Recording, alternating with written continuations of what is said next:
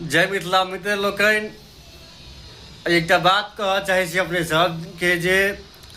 गुजरात से सूरत से एकटा वीडियो आयल छै सोशल मीडिया पर जहाँ तहाँ वायरल भेल छै जो ओहि वीडियो में अपन सबके बिहारक जनता सब के छै लड़का सब जे कहि रहल छै जे आब दोबारा फेर सूरत गुजरात दिस नहीं आयब काज करऽ लेल।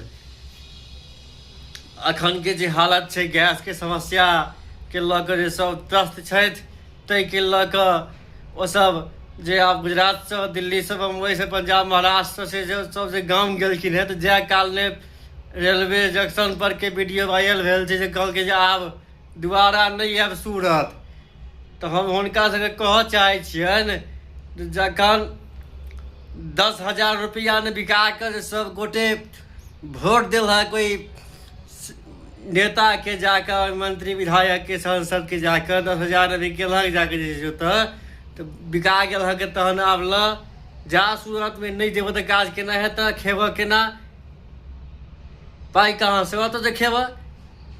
तो